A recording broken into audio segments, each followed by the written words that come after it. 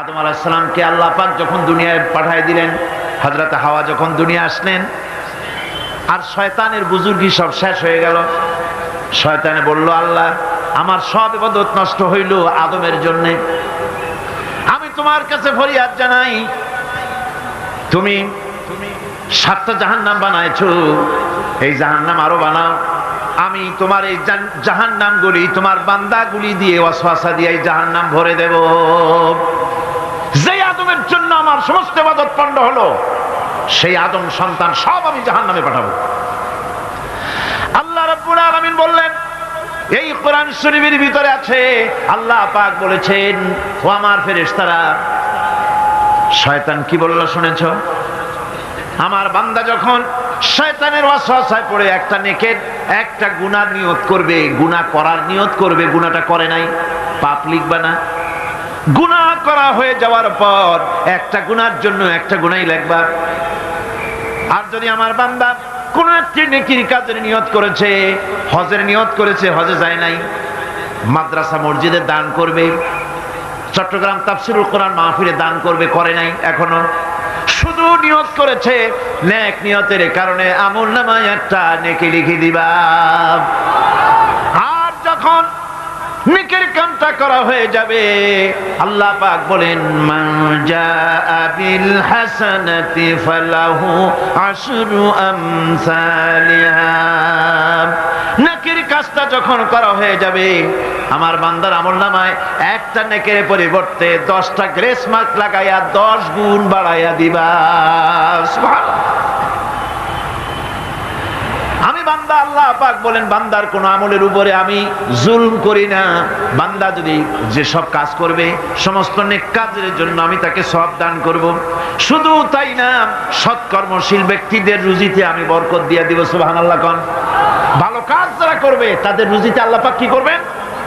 فالذين آمنوا وعملوا الصالحات لهم مغفرة ورزق كريم। যারা ঈমান আনবে এবং ভালো কাজ করবে, আমি তাদেরকে উত্তম রিজক দান করব। শুধু তাই নয়, আমলে সালিহ যারা করবে, সৎকর্মশীল লোকদের, তাদের জন্য রয়েছে আমার কাছে ক্ষমা, মাগফিরাত। وإني لغفار لمن تاب وآمن وعمل صالحا ثم اهتدى। নিঃসন্দেহে আমি ক্ষমাশীল ওই সব বান্দাদের জন্য যারা সৎ কাজ করে, আমলে সালেহ করে, নেক কাজ করে, আর গুনাহ থেকে তওবা করে, আর এই তওবার উপরে, হেদায়েতের উপরে টিকে থাকে। আমি তাদের গুনাহ কাশি আমি রব্বুল আলামিন মাফ করে দেই, গুনাহ খাতাকে ক্ষমা করে দেব। যারা ঈমান আনবে, আমলে সালেহ করবে, নেক কাজ করবে, তাদেরকে আল্লাহ পাক ক্ষমার ওয়াদা করেছেন। বন্ধুগণ, ঈমান এবং আমলে সালেহ কারীদের জন্য আল্লাহ পাক বলেছেন, আমি তাদেরকে ক্ষমতা দেব, রাষ্ট্রীয় ক্ষমতা দেব। সুবহানাল্লাহ। যারা আমলে সালেহ করবে, কোরআন শরীফে এমন জায়গা খুব কম আছে যেখানে ঈমানের কথা আছে আর আমলে সালেহের কথা নাই। প্রায় সকল জায়গায় ঈমান আর আমলে সালেহের কথা পাশাপাশি আল্লাহ পাক বলেছেন। আমলে সালেহ যারা করবে, ঈমান আনবে, আমলে সালেহ করবে, আল্লাহ পাক তাদেরকে রাষ্ট্র ক্ষমতা দান করবেন। কোরআন বলছে, ওয়া'দাল্লাহু আল্লাযীনা আমানু মিনকুম ওয়া আমিলুস সালিহাতি লায়াস্তাখলিফান্নাহুম ফিল আরদ কামা ইস্তাখলাফাল্লাযীনা মিন ক্বাবলিহিম। আল্লাহ পাকের ওয়াদা, কার ওয়াদা বলেন? আল্লাহ পাক ওয়াদা করেছেন, নেক কাজ যদি হও, সৎকর্মশীল যদি তোমরা হও, তাহলে নেক কাজের বিনিময় আমি রব্বুল আলামিন তোমাদেরকে রাষ্ট্র ক্ষমতা দান করব, যেমন করে তোমাদের পূর্বপুরুষদেরকেও রাষ্ট্র ক্ষমতা দিয়েছিলাম। রাষ্ট্র ক্ষমতা হচ্ছে সুলতানে নাসির যাকে বলা হয়েছে, সাহায্যকারী শক্তি। রাসূল করিম সাল্লাল্লাহু আলাইহি সাল্লাম আল্লাহর কাছে সেখানে দোয়া করেছিলেন, রব্বি আদখিলনি মুদখালা সিদকিন ওয়া আখরিজনি মুখরাজা সিদকিন ওয়াজআলনি মিন লাদুনকা সুলতানান নাসিরা। আয় আল্লাহ, আমাকে সাহায্যকারী শক্তি আমাকে তুমি দান করো। এই সাহায্যকারী শক্তি হচ্ছে রাষ্ট্র ক্ষমতা। কি ক্ষমতা? রাষ্ট্র ক্ষমতা। এখন রাষ্ট্র ক্ষমতা কি জন্যে? রাষ্ট্র ক্ষমতা এই জন্যে যে রাষ্ট্রীয় পাওয়ার যদি আপনার হাতে না থাকে তাহলে ইসলামের সকল আইন পালন করা সম্ভব নয়। ঠিক কিনা? ঠিক কিনা? আজ সমাজে সুদ চালু আছে নাকি নাই? জেনা চালু আছে নাকি নাই? জুয়া চালু আছে নাকি নাই? আমার ভাইরা,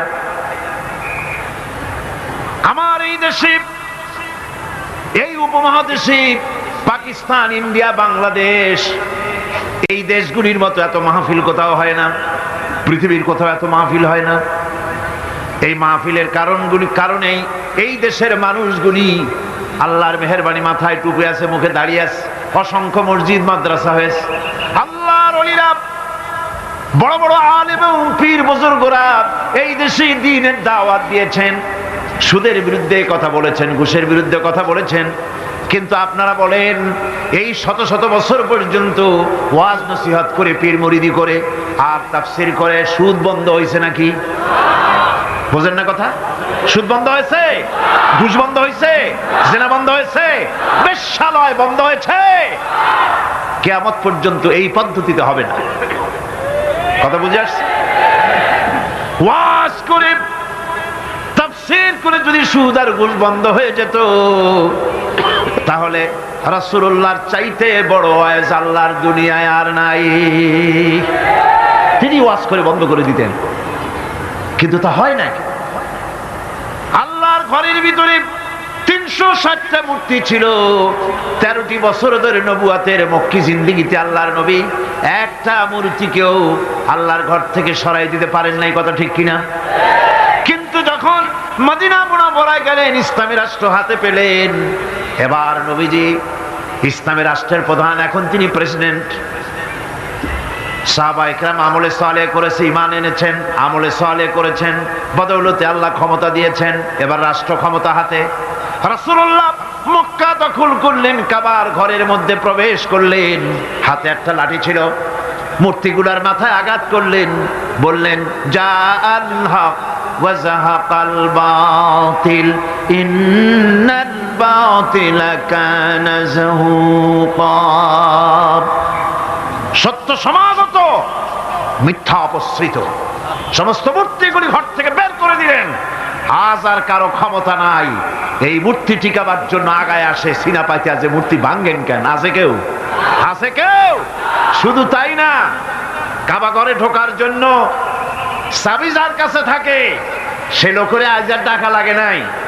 এর আগে রাসূলুল্লাহ ঘরের মধ্যে ঢুকতে চাইছিলেন, ঢুকতে দেওয়া হয়নি, আরো গালাগালি দেওয়া হয়েছিল। আর আজকে চাবিওয়ালা দৌড়ে আসছে, হুজুর ঘরে ঢুকবেন না, নেন চাবি। আল্লাহ রসুল চাবি নিলেন, ঘরের মধ্যে ঢুকলেন, মূর্তিগুলো ফালায় দিয়া আল্লাহর ঘরের বাইরে এসে চাবির রক্ষককে ডেকে বললেন, এই চাবি তোমার কাছে থাকবে, কোন জালেম ছাড়া তোমার কাছ থেকে এই চাবি কেউ নেবে না। রাহমাতুল লিল আলামিন, কি ব্যবহার তা! এই চাবি তোমার কাছেই থাকবে। লোকটি স্পষ্টই বুঝতে পারলো ইনি কোন সাধারণ মানুষ নন, সাধারণ কোন দেশ দখলকারী বাদশা নন। নিঃসন্দেহে তিনি আল্লাহর নবী। তিনি পড়ে নিলেন, লা ইলাহা ইল্লাল্লাহু মুহাম্মাদুর রাসূলুল্লাহ। আজ পর্যন্ত ওই চাবি ওই বংশের লোকের কাছেই থাকে, কারণ রাসূলুল্লাহ বলেছেন, জালেম ছাড়া এই চাবি তোমার কাছ থেকে কেউ নেবে না। এখন বাদশাও চাবি নেয় না, যেহেতু হাদিস অনুযায়ী জালেম হয়ে যাবে। রাসূলুল্লাহ ঘরে ঢুকলেন, মূর্তিগুলি ভালাই দিলেন, আজ সুদ বন্ধ করে দিলেন, ঘুষ বন্ধ করে দিলেন। বাংলাদেশে কিয়ামত পর্যন্ত যদি ওয়াজ হয়, সুদ ঘুষ বন্ধ হবে না।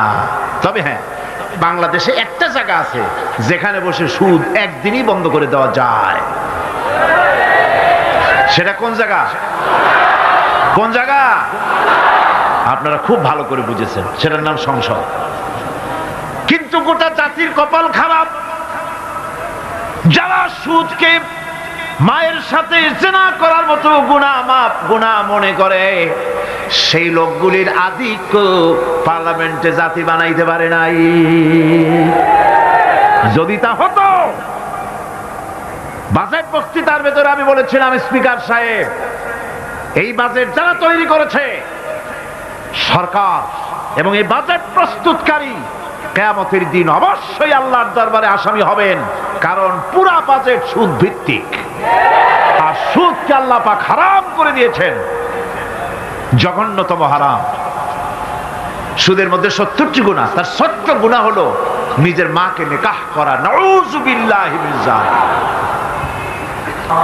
ভাগ্য আমরা বদলাতে চাই, ঠিক কিনা? কিন্তু বিশ্বাস করুন, আল্লাহ রাব্বুল আলামিনের কোরআন আমার হাতে, বিশ্বাস করুন এ ভাগ্য সমাজতন্ত্র বদলাইতে পারে নাই, পুঁজিবাদ বদলাইতে পারে নাই, ধর্ম নিরপেক্ষ মতবাদ বদলাতে পারবে না, কখনোই পারবে না। জাতির ভাগ্য বদলাবে শুধু কোরআনের আইন। কিসের আইনে বদলাবে? এই কোরআন ছাড়া ভাগ্য বদলাবার আর কোন পথ। কোরআনের দিকে গিয়ে আসুন। শুধু তাফসীর শোনার জন্য পাগল হলে হবে না, আমল করতে হবে। মাওলানা সৈয়দ সালমান নদভী সাহেব তিনি যে কথাটা বলেছেন, কি দারুণ কথা বলেছেন। তাফসীর শুধু শুনলে হবে না, শুনে এক একজন দায়ী হয়ে যান। আপনারা কোরআনের দাওয়াতকারী হয়ে যান, বাড়ি বাড়ি ডোর টু ডোর চলে যান, মানুষকে বুঝান জাতীয়তাবাদ, পুঁজিবাদ, সমাজবাদ, ধর্মনিরপেক্ষ মতবাদ সকল বাদের পরিণতি বরবাদ। ইসলামের পরিণতি আবাদ। ইসলামের পরিণতি কি? আবাদ। ইসলামের দাওয়াত দেন, কোরআনের দাওয়াত দেন, আর প্রস্তুতি গ্রহণ করুন।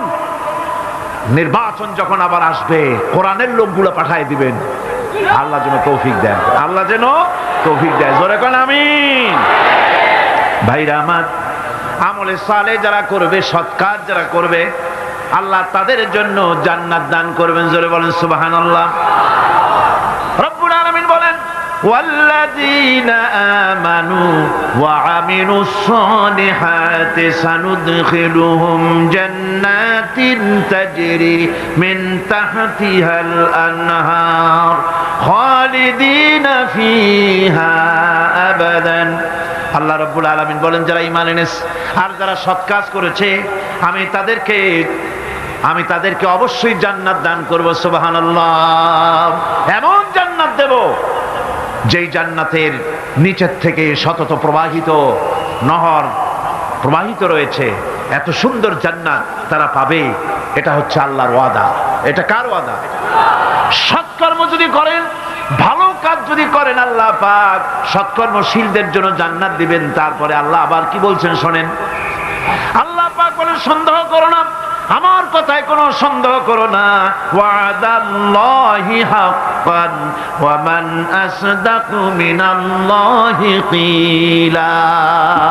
আল্লাহর ওয়াদা অবশ্যই হক,